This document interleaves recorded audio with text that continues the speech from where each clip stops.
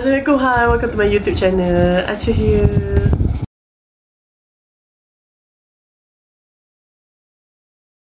And then Elisa ni dia cakap lah dekat Avery, nasihat aku kepada hang, jangan sesekali jatuh cinta dengan cucu-cucu Hawthorns ni. So Avery ni pun macam dia kata lah, oh tak, jangan risau pasal benda tu kan. Aku macam tak berminat pun part tu. Elisa ni dia dengan Nash, dia pun ni macam tak boleh bertemu tau. Dia macam hangin sangat dengan Nash ni. Jadi Elisa ni dia macam ada dendam juga dengan adik-beradik Hawthorns ni. Tak tahu pasal apa kan, sebab nanti kita akan cerita lah part tu. Kira Elisa ni dia membesar bersama-sama dengan Hawthorns tu, sebab bapak dia dengan Tobias ni kira macam dah bekerja sama sejak Elisa ni kecil lagi.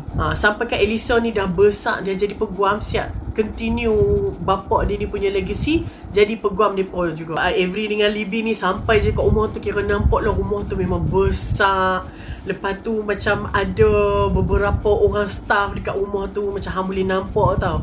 Lepas tu dekat dapur ni kira macam ada chef, kira macam orang yang kaya, yang teramat-amat kaya. Lepas tu kira Avery ni dia ditegur lah oleh anak sulung kepada Sky, cucu sulung kepada Hawthorn, which is Nash Hawthorn tadi.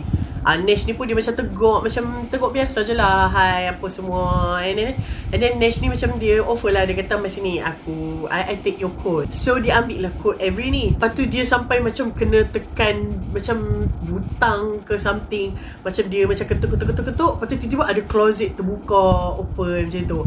Kira macam rumah dia ni macam dahsyat lah. Macam ada secret passage, ada secret tunnel to somewhere. Dia macam lebih kurang macam maze rumah mereka ni. Lepas tu elok dia buka pintu closet tu, tiba-tiba keluar ada seorang budak lelaki yang macam umur belah-belah, and then good looking, handsome. So dia assume macam, oh ni mesti Jamison ni. Lebih kurang macam Grayson lah, macam orang yang berdiri tegak, lepas tu tengok orang, cara cakap. Lepas tu dia pun macam introduce lah diri dia. Mesti Avery kan, aku adalah cucu yang paling handsome sekali dalam rumah ni. Nama aku Xander. Ni kira Xander ni kira cucu bongsu lah, adik-beradik Hawthorns yang bongsu. And then waktu tu Grayson pun mai juga dekat rumah tu. Grayson ni pun macam tegur Avery ni pun macam macam tu je lah. And then tiba ada macam seorang perempuan ni, macam pakaian dia macam very luxurious, macam very confident, macam orang yang macam positive vibe tau. Macam very cheers, very friendly. Lepas tu dia pun tegur lah si Avery ni kan. Dia kata, oh hi, nama aku Sky Hawthorn. Lepas tu Grayson ni pun dia macam panggil lah, dia kata mother. And then Sky ni kata, tolonglah jangan panggil aku mak, okay? Call me by my name, dia cakap macam tu. Kira mak adik-beradik Hawthorns ni, Sky ni, dia tak bagi anak dia panggil dia mak. Dia suruh anak-anak dia ni panggil dia dari segi nama, sebab dia nak nampakkan equal dekat anak-anak dia. Nak bagi nampak macam sama je, macam anggap dia sebagai kawan-kawan, jangan anggap dia sebagai mak. Macam okay. So Sky ni pun dia cakap dengan Avery, so hang lah Avery tu, kami dah lama dah tunggu hang. So apa hang punya zodiak? Zodiak hang apa? Capricorn, Cancer. Tapi bukan Pisces ni. Dia macam tu, dia macam tanya random questions tau. Tu Grayson ni macam mother, Sky, would you please stop? Dia macam tolong boleh tak? Macam stop tanya dia benda-benda macam ni. And then tiba-tiba ada seorang perempuan pula yang berpakaian macam suits, pakai rantai pearl, and macam very sophisticated, macam very cocky, macam jenis yang macam diri tegak, and then muka sombong je tu. Masuk macam, sister, can you please stop? Dia macam tu, boleh tak? Jangan tanya dia soalan-soalan yang astrological ni. Macam tak ada masa lah orang nak tahu pasal benda-benda macam ni, benda-benda mengarut macam ni. Kita ni ada benda yang lebih penting tau tentang wasiat ni. Dia tak friendly sangat, tapi dia ni macam tegur juga Avery tu. So dia pun perkenalkan diri dia, hi, my name is Zara. Aku ni merupakan anak kepada Tobias Hawthorn, anak sulung dia. So Avery ni pun dia dah kenal dengan semua family dia, apa semua. And then dia pun ni macam duk bersembang lah dengan each other. So Avery ni dia macam rasa awkward tau. And then dia pun ni macam seorang pun memang tak tahu wasiat yang Tobias ni nak tinggalkan dekat mereka. Sebab wasiat ni tak boleh dibaca selagi Avery ni tak ada. And then dia pun macam assume lah, kata Tobias ni akan tinggalkan wasiat dia, harta dia, bisnes dia apa semua ni dekat Grayson ni. Sebab Grayson ni yang banyak spend masa dengan Tobias ni and belajar pasal bisnes Tobias. Jadi dia pun assume macam Grayson ni akan dapat ambil alih empire depa ni. So Avery ni pun dia macam nervous, dia macam okay, sekejap lah dia macam nak pergi ambil angin. So on the way dia nak keluar tu, tiba-tiba macam ada seorang lelaki ni macam panggil dia. Lelaki tu adalah suami si Zara ni, Constantine. Dia tanyalah, nak pergi mana tu? Ni Avery ni kata, aku nak keluar saya ambil angin. Constantine ni pun kata, kita dah nak start kot wasiat ni, tak payah nak pergi mana-mana lah. And then Avery ni pun jawab balik, dia kata, setahu aku, untuk pembacaan wasiat ni seluruh ahli keluarga kena ada kat sini. Dan ikut kiraan aku, hampa ada seorang lagi yang kurang, yang tak ada lagi dekat sini. So sementara tu aku nak pergi ambil angin.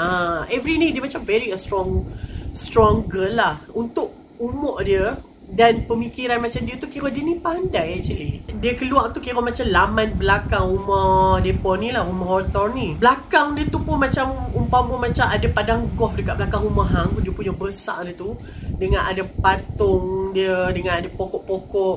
Lepas tu ada sungai. What the hell, ada sungai dekat belakang rumah. Macam Avery ni dia perhatikan semua benda lah, setiap sudut yang Hawthorne ni ada dekat kawasan Hawthorne ni. Lepas tu tiba-tiba dia dengar suara tau. Lepas tu dia pun carilah suara macam suara lelaki. Lepas tu dia tengok atas, oh ada dekat balcony ada seorang lelaki ni tak pakai baju dan dia ni mabuk. Dia duduk dekat macam dekat hujung balcony, dekat atas macam balcony dekat tiang atas tu. Dia duduk dekat situ. Lepas tu lelaki tu pun kata, oh hang lah yang mystery girl tu.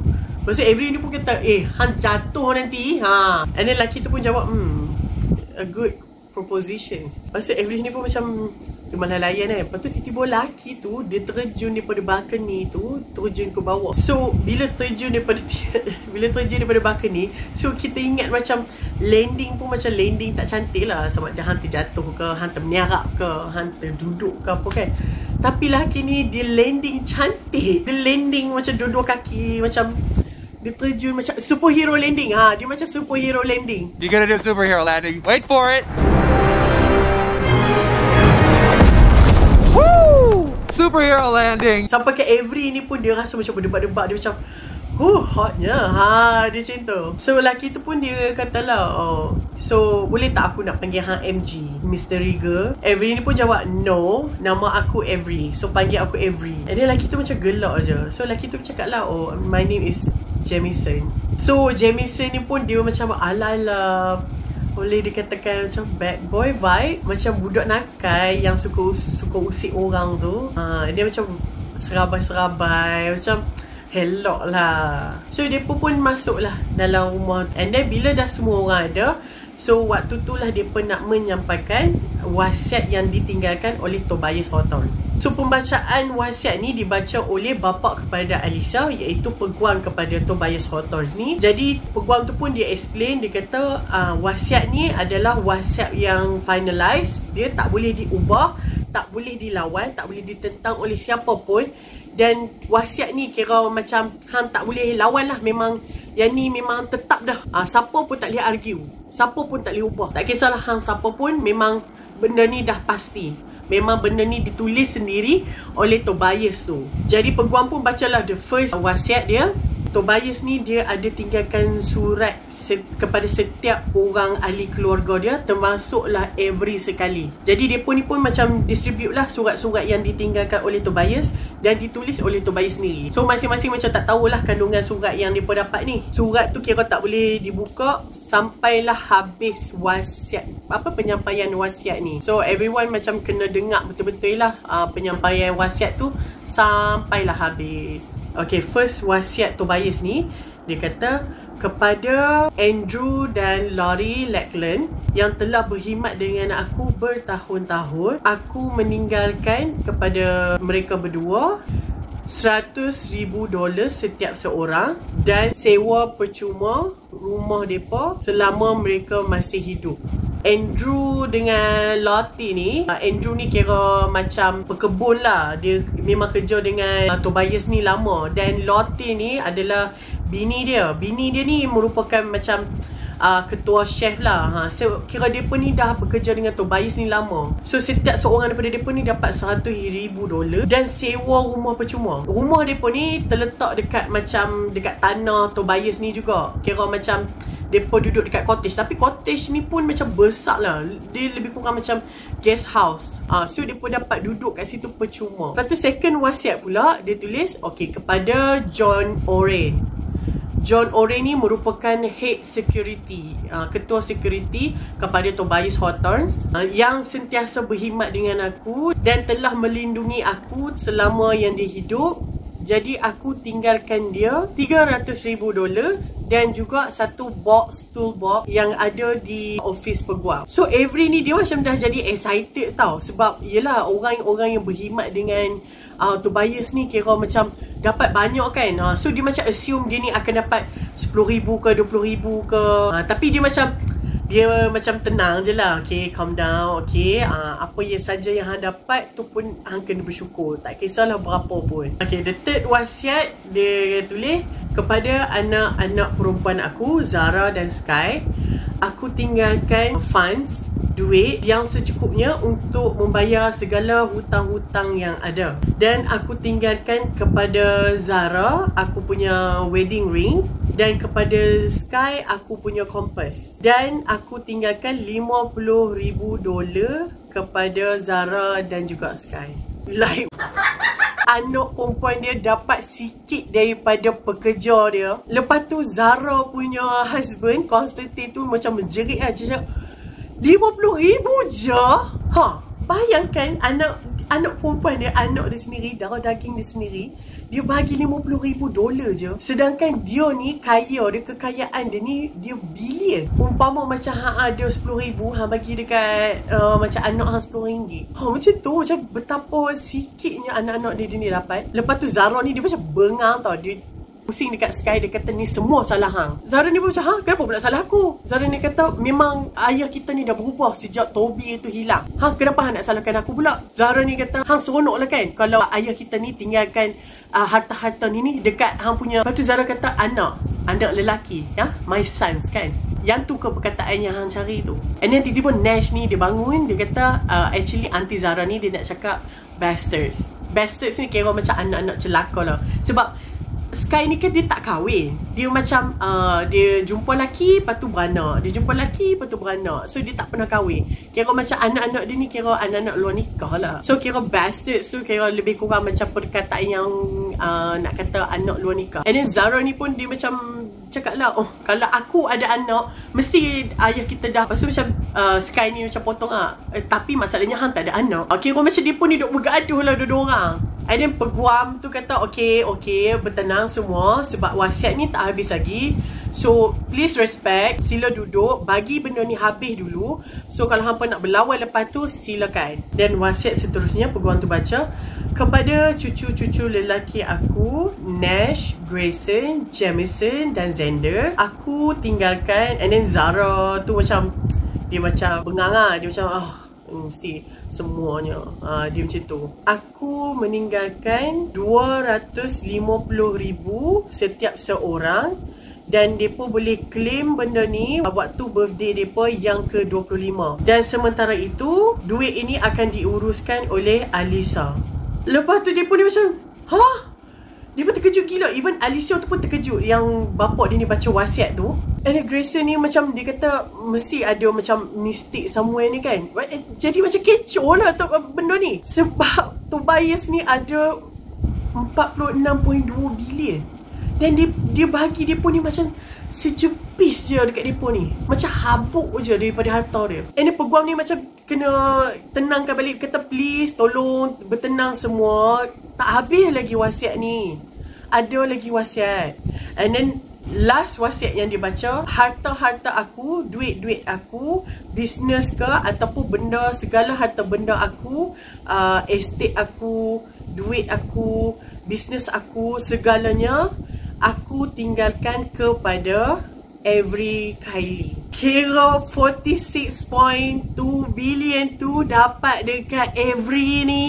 And then Zara ni waktu tu dia macam, what? Dia ni siapa? Kenapa dia dapat selebihnya? Kenapa dia dapat yang mega punya besar tu 46.2 billion? Macam waktu tu kira macam depo ni macam nak fight lah. Memang macam nak pukul lah si Avery ni. Lepas tu Grayson ni dia macam, ni mesti macam ada mistake somewhere kan. And then peguam tu dia kata, Tobias ni tinggalkan nota. Dia kata kalau ada sesiapa yang nak challenge wasiat ni, macam maksud dia macam lawan lah, nak fight lah wasiat ni, dia automatik diluncurkan daripada wasiat yang dia ada. Maksudnya kalau siapa-siapa yang nak against Avery ni punya wasiat, automatik orang tu dia punya wasiat dia kira ditarik balik. Kira macam hang sama, kalau hang fight hang tak dapat apa.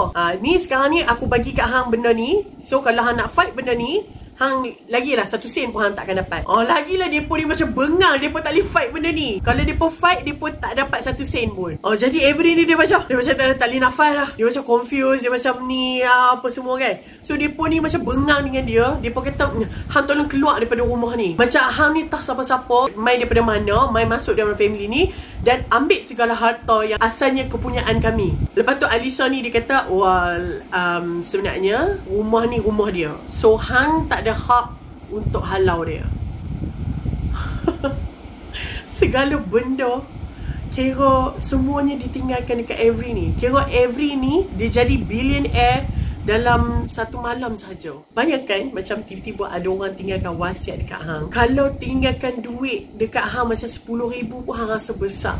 Bayangkan dia tinggalkan hang 46.2 billion. Kalau kita ada 1 billion pun kita boleh makan tidur, tak buat apa, dan duit tu tak habis pun. Bayangkan dah tinggal kat hang 46.2 billion worth. Wow, best gila. Lepas tu peguam ni pun kata, ya betul, memang ni ada, rumah ni adalah milik Avery Kylie. So sesiapa yang tinggal dalam rumah ni tak ada hak untuk halau hang, dan hang pun tak ada hak untuk halau depa, unless kalau hang ada sebab yang munasabah untuk halau depa. Dan selagi tu hang memang kena tinggal di sini. Jadi siapa pun tiada hak untuk halau hang. And then depa ni macam umpama macam nak serang si Avery ni. Lepas tu tiba-tiba yang John Oren, which is yang ketua security Tobias ni, dia berdiri depan Avery ni. Lepas tu depa ni macam halau lah Oren ni, cakap, Oren tepilah, hang ni kerja dengan family kami, kenapa hang nak protect dia? And then Oren ni pun macam, sebenarnya aku kerja dengan Mr. Tobias. So dalam wasiat Tobias, dia nak aku berkhidmat pula untuk Avery Kylie. And then Jamison ni dia macam gelak tau, dia macam senyum. Lepas tu dia kata, actually Oren ni dia bukannya protect hang daripada kami saja, dia juga kena protect hang daripada dunia ni, orang dekat luar sana. Sebab orang dekat luar sana akan benci hang, akan curious dengan hang, siapa Avery Kylie. So Avery ni pun dia macam, dia dah jumlah kita pergi somewhere, kita keluar daripada rumah ni. Dia macam confused, dia macam berdebak. So macam dia pun cepat-cepatlah keluar daripada rumah tu. Alicia pun ikutlah Avery ni, Oren ni kira bawa depa ni dekat satu hotel ni. Kira hotel ni hotel 5 star lah, yang besar, yang mewah. Lepas tu Avery ni dia macam, dia tengok confused, dia tak tahu nak cakap apa. So Libby ni pun dia macam, macam mana boleh Tobias ni tinggalkan harta dia semuanya dekat hang? Libby ni pun tanya lah, betul ke hang tak kenal si Tobias ni? Avery kata, tak, aku tak kenal dia siapa. Lepas tu Libby ni pun macam, mungkin macam arwah mak hang kenal dia kot. Tata Tobias ni bapak hang. Tapi kalau Tobias ni betul bapak hang, macam kita ni bukan adik-beradik dah lah. So Avery ni pun macam, tak, macam walau apa pun jadi, macam kalau betul lah aku ni bukan, macam bapak kita bukanlah bapak yang sama, Tobias ni bapak aku, macam kita ni still adik-beradik, kita membesar sama-sama. And then Alisa ni dia main dekat Avery ni, dia kata, okay, mengikut kepada wasiat ni, hang kena tinggal dekat rumah harta ni selama 1 tahun untuk hang dapat harta ni sepenuhnya. Kalau hang tak tinggal dekat rumah ni, maknanya harta ni akan ditarik balik. Tapi harta ni tidak boleh diberi kepada keluarga Hawthorne. Harta ni akan diberi kepada charity. Dan jika kalau Avery ni mati, so harta ni akan diturunkan kepada keturunan dia yang next, keturunan yang terdekat lah, saudara yang terdekat. Saudara dia yang terdekat adalah Libby. Dan kalau Libby ni mati, dapat pula dekat ayah dia yang tak guna tu. Kira macam tu. Walau macam mana pun wasiat ni tetap takkan dapat dekat keluarga Hawthorne. And then Avery ni lagi lah macam, oh my god, macam mana benda ni boleh terjadi. Aku tak kenal pun Tobias Hawthorne ni. And then Alicia ni pun dia macam cakap lah. Dia kata kan Tobias ada tinggalkan surat dekat hang kan, cuba baca surat tu. Mungkin kat situ dia ada explain. Lepas tu Avery ni pun dia buka lah surat tu. And then surat tu dia hanya tulis kepada Avery Kylie, I'm sorry. And then dia sign nama dia dekat bawah, sign nama Tobias Hawthorne tu lah. And Avery dia pun macam, what? Ini je? Kenapa hang sorry? Kenapa hang minta maaf? Macam aku nak tahu kenapa hang bagi harta ni dekat aku. Macam aku ni siapa dalam hidup hang? Dan kenapa aku kena duduk dekat rumah ni dengan anak-anak beranak hang ni? Aku tak kenal mereka ni. Macam Avery ni macam, matilah aku, habislah semua orang akan bunuh aku. And then Alicia ni macam explain, dia kata hang kena start duduk dekat rumah Hawthorne ni start 3 hari selepas pembacaan wasiat. So maknanya dia tak boleh duduk dekat hotel ni lah. And then Avery pun kata, memang aku tak boleh duduk lah dekat hotel ni sebab aku tak mampu And then Alicia tu macam dia gelak, dia kata, well, hotel ni sebenarnya milik hang. Hotel tu dia punya, salah satu harta Tobias ni. And then macam Avery ni dia kata dia nak kena balik ni. Dia nak kena ambil barang-barang dia lah. So kalau dia nak kena tinggal dekat rumah Hawthorne ni. Tapi sebab Alicia ni dia dah explain, dia kata hang kena duduk dekat rumah Hawthorne ni 3 hari selepas pembacaan wasiat. So tak sempat lah untuk dia pergi dan balik. Jadi yang kena pergi ambil barang-barang dia adalah Libby ni. So Libby ni pun dia macam, okey lah, tak apa, dia balik, jangan risau pasal benda tu. Hang pergilah duduk kat rumah Hawthorne. So aku akan make sure aku akan ambil barang-barang. So bila dah setuju apa semua tu, dalam Avery ni tengah duk fikir kenapalah si Tobias ni bagi harta ni dekat dia. Dia siap message kawan dia tau. Kawan dia nama Max. Dia ni kawan baik lah dengan Max ni. Dia selalu lah cerita segalanya dengan Max ni. Lepas tu Max ni pun kata, Tata kan, hang ni anak Tobias. Tata mak hang ni anak Tobias. Hang ni kira cucu dia, cucu perempuan dia. Macam-macam lah speculation dia pun ni Sampai Avery ni pun dia macam dah tak boleh fikir apa tau. Lepas tu tiba-tiba bilik dia macam diketuk lah. Orang ketuk. Orang kata anak Tobias, anak pula sorry, cucu Tobias Mai, si Grayson tu, dia boleh masuk tak? Lepas tu Avery ni pun macam, bagilah dia masuk. And then Grayson ni dia bukan dia waktu dia masuk, muka dia bukanlah muka macam marah ke apa tau. Muka dia macam muka yang orang kata apa, resah, macam tak puas hati pun ada. Lepas tu Grayson ni kata, aku tak tahu apa yang hang tipu, yang hang scam tok aku ni, tapi hang kena ingat, aku akan cari juga jalan apa yang hang dah buat dekat tok aku, apa yang hang dah tipu dekat tok aku. Lepas tu Avery dia kata, tipu? Aku nak tipu apa? Lepas tu Grayson dia kata, shush, aku tengah cakap. Aku akan cari juga jalan macam mana nak settlekan benda ni. Hang tak kata lepas daripada benda ni. So Avery ni dia bengang, dia halau lah Grayson ni kan. Dia tolak Grayson ni keluar daripada bilik. Lepas tu Avery ni dia macam, tak tahu dia sampai tak boleh tidur malam. Yelah, macam semalam dia nak beli sandwich pun tak mampu. Tiba-tiba dia satu hari ni dia macam boleh beli segalanya, apa saja yang dia nak dalam dunia ni. Bukan setakat sandwich, dekat 10,000 sandwich, 20,000 sandwich pun dia mampu. Nak beli hotel pun boleh. Jadi keesokan hari tu Alicia dengan Orion ni pun dia pun ni macam kira bincang lah, security si Avery ni macam mana nak jaga dia apa semua. Yelah, dia ni kira macam the youngest billionaire, baru umur belah tahun dah jadi billionaire. Jadi macam apa yang nak kena prepare kalau press, kalau macam wartawan tahu. Dan benda ni dia pun ni macam explain lah dekat dia. Kata hang mungkin kepada setengah orang hang ni macam Cinderella. Ada orang nak jadi macam hang, tapi mungkin juga ada orang benci dengan hang, dengan apa yang hang ada. Jadi dia pun akan nak jatuhkan hang. So hang kena ingat, hang tak boleh percaya siapa pun dekat keliling hang. Hang kena sentiasa alert.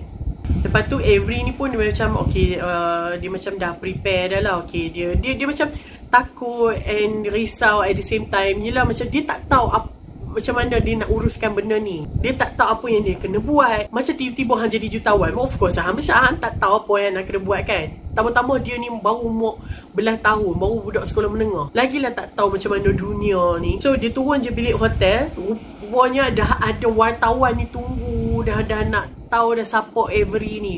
Semua pakai duk ambil gambar dia lah. Jadi macam oh my god, wartawan datang kan. Jadi macam dia pun cepat-cepat lah buat masuk dia dalam kereta. And then macam dia pun on the way nak ke rumah Hortons tu lah. Dekat luar rumah Hortons tu pun memang penuh dengan wartawan nak tahu siapa Avery Kylie ni. Kenapa dia dapat harta Tobias Hortons ni. Dia ni siapa? Apa kaitan dia dengan Hortons ni?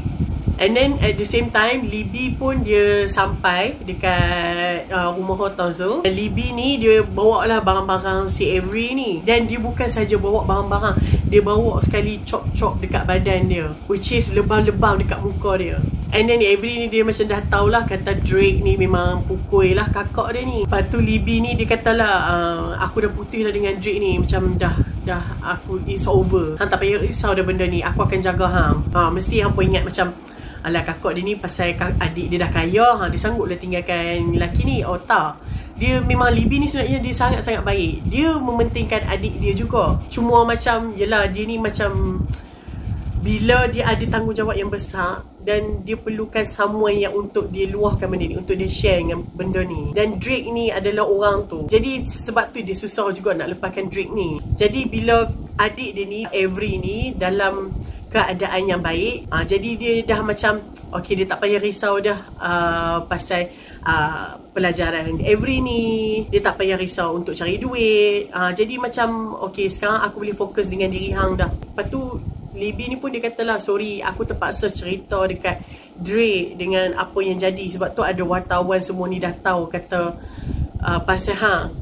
So sebabkan Libby ni dia pergi putus dengan Drake, dan Drake ni dia bengang lah. Dia bengang, so dia jual cerita dia pun ni dekat wartawan, so that dia dapat duit lah. Lepas tu Avery ni pun macam tak apa, asalkan macam hang dengan dia dah putus, hang dengan dia dah tak ada apa-apa dah, tak apa, asalkan kita berdua selamat. Libby ni pun macam dah reda, dah okay. So dua-dua adik-beradik ni pun macam selamat. And then Alisa ni pun dia macam cakap lah, dia kata okay, memandangkan hang kena duduk dekat rumah ni, so depa yang dekat rumah ni kena bagi hang kopi kunci setiap rumah. Lepas tu depa perasan dekat luar macam pintu masuk tu ada macam satu envelope penuh dengan kunci, macam dekat 100-200 kunci jugalah. Lepas tu depa ni macam kata lah, macam mana kita nak masuk, macam mana nak tahu kata kunci yang mana satu ni. Lepas tu ada dengar dekat intercom tu suara Jameson tau. Jameson kata alah hang mesti tahu juga nanti, pandai-pandai lah hang cari. Lepas tu Avery ni dia macam bengar, depa ni macam duk usik dia. Dia ingat macam depa ni